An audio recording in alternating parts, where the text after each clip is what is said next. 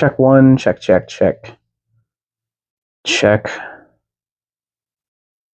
One, check, check, check. What's going on for Victims and Villains? My name is Josh. Today we are jumping back into the world of the 100-Acre Wood, and we're talking about Winnie the Pooh, Blood and Honey 2. Now, I'll apologize up front. This was a video that I meant to have out last week, but we are hard at work on finalizing everything for the upcoming Horrific Hope Film Festival. Tickets are in the show notes, along with links to all of our wonderful sponsors for this year, including Fierce Literature, Coven Salon, Worlds Away Escape, Raven Couture, and 10 Top Art. So click the links in the show notes below and check them out. Back to the show, Winnie the Pooh, Blood and Honey 2. So this movie is kind of a soft reboot of the idea that we got last year when it was kind of met with such harsh criticism. I, for one, really enjoyed that film. I've gone back and rewatched it since. It does not hold up on rewatches, but it's still a fun time. This one is recast, redesigned, and they do explain and do address why that is in this movie, but it tells the story of the fallout of the events of the first film and also simultaneously building up the gruesome return of Pooh, Piglet, Tigger, Owl, and more. I was one of those people that really liked the first film, as I mentioned at the beginning of this video. Was it great? No. But it was a love letter. It was a throwback to the 80s slasher B-movie era, and I just had a lot of fun with it. Even, as I said, I've gone back and rewatched it. Doesn't hold up as much as I thought I would enjoy it on multiple rewatches, but I still have a lot of fun with it, and I'm really excited to move from here into future installments into the Poohniverse, as they're calling it, which I will say is a very poor name for a universe, but that is neither here nor there. Honestly, they were really able to elevate the groundwork that they laid in the first film. Like, the first film kind of felt like a concept film in comparison to this one, or going in with concept art for a pitch meeting on a movie that you're hoping to get made, and this ultimately feels like the movie that they tried to get made last year. I really love how meta this movie gets in certain parts, and you'll understand what I'm talking about when you watch the movie, but I don't want to say too much because I also don't want to give it away.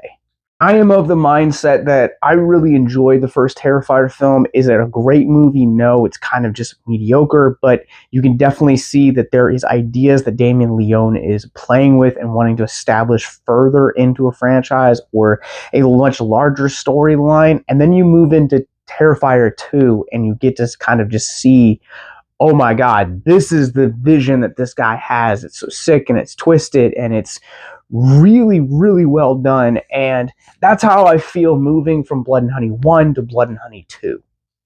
Like, they're really able to elevate a lot of the story ideas that they had in the first film, and even the character designs look really gnarly, and they explain why they look so gnarly. I love that this film is smart enough also to explain a lot of the movements between the first film into the second film, and kind of how they built it into their story to naturally address certain elements or certain recasts or rechanges. I really thought that was such a smart idea. Arguably, the actor that played Christopher Robin was the weakest part of that first film. Even rewatching it, I was like, man, this is just bad. And our buddy Scott Chamers from Dr. Jekyll earlier this year takes up the mantle of Christopher. If you saw this movie in theaters, then chances are you know two things, and if you didn't see this in theaters, I'm going to tell you.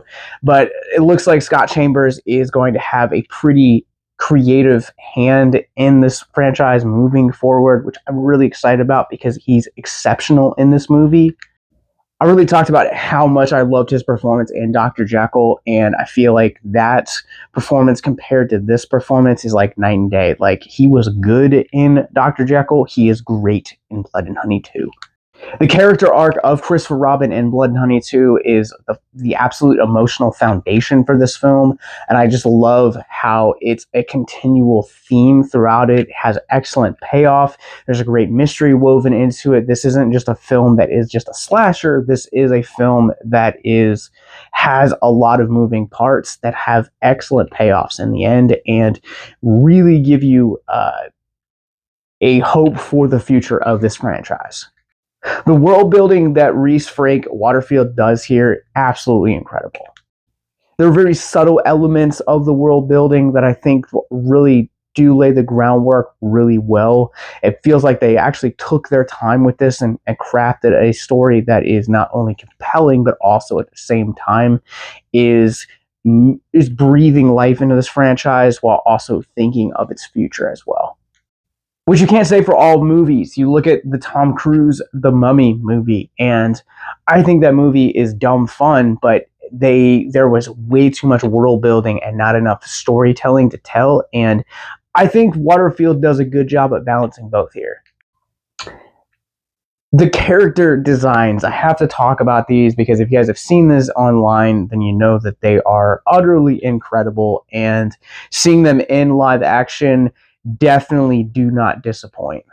Like the character design of both Pooh and Piglet just alone, like that's what I wanted from last year's Blood and Honey 1. Like I was fine in retrospect. I'm fine with the character design, but the character designs here are just so gruesome and haunting and chilling, and I loved every second of it. Tigger was probably arguably one of my favorite parts of this movie. If you are a Freddy Krueger fan and you are itching to scratch that Krueger itch for new Krueger material, I would recommend seeing this because they wrote Tigger as a complete homage to Freddy Krueger, and I loved every second of it. Al was probably one of my favorite characters in this. I don't know how to describe it. Like he's gnarly looking, like physically, but also at the same time, like he's brutal, but like also just speaks in rhymes and riddles, and I was just fascinated by his character, and I cannot wait to see what they do. Oh yeah, stay tuned because this does have a post-credit scene as it is alluring to the now confirmed Part 3 and the future of the Poohniverse. I don't think I'll ever get used to saying Poohniverse. Alright, well, let's run this through the Rorschach rating scale. Before we do, I'm actually going to give a Rorschach correction to Blood and Honey. Last year I gave it a 4 out of 5. I'm actually going to give it a 3 out of 5. Because the rightful heir to the throne of a 4 out of 5 belongs to this movie right here. Blood and Honey 2 is a complete fun time. It was such a surprise. It is very well written. It is very well acted. It is shot beautifully. It is gruesome. It is haunting. It is heartbreaking. It is everything that you want in a horror movie and then some. I cannot wait to rewatch this. I absolutely adore this film and could actually see this being one of my favorite horror films of the year. But what about you? Were you one of the lucky ones to catch Blood and Honey 2 when it was in theaters for the 3 days last week? Comment below. Let me know if you did. What did you think about it? Did you love it? Did you hate it? Let's talk about it. And then let's talk about mental health. If you guys are new to our content, Mental Health Moment is where we take a theme of mental health out of the film which we're talking about, open up, talk about it for a few moments in the hopes to deconstruct the stigma surrounding mental health.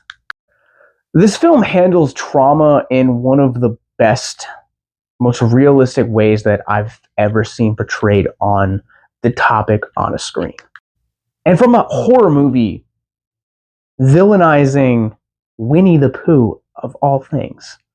In all seriousness, I think this movie speaks volumes to how we process trauma, not only recent trauma that happens within us, and especially in that small town kind of glass bubble effect where people kind of read the stories and think that they know the details of the trauma or how you're processing that and how that ends up leading to things like bullying and depression and other things as well. But also how one trauma can actually spark or unlock a repressed memory of trauma that we have either we've just kind of ignored or bottled up for XYZ reasons. Now, I'm not a trauma expert, but I think this movie is a great conversation piece for how we process trauma, how we react to the trauma of others. And I want to speak specifically to how we as a society react to the trauma of others. This film feels like a cautionary tale because it is very much you don't know or understand or have all the details of what others are going through and how the trauma that they endured, how it's affecting them. It's not our place to comment on them or anything, but to just be there and be open and be vulnerable for them.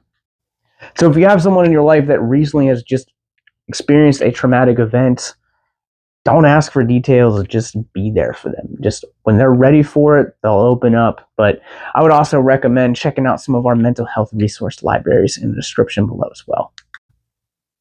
Because the thing about trauma is that we don't have to go through it alone. There are resources, there are counselors, there are therapists, there are psychologists. There's a whole plethora of resources and education at our disposal on how to properly cope or process or heal from trauma.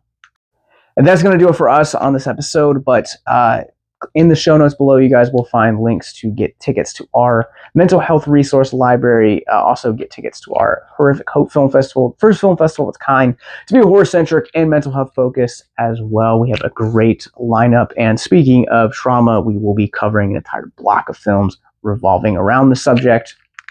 As of this video, Blood and Honey 2 does not have a current US release date that I am aware of. I do not know when it will be hitting physical media or streaming, but if you want to check out the first film, it is streaming exclusively on Peacock. And again, we'll see you guys next time.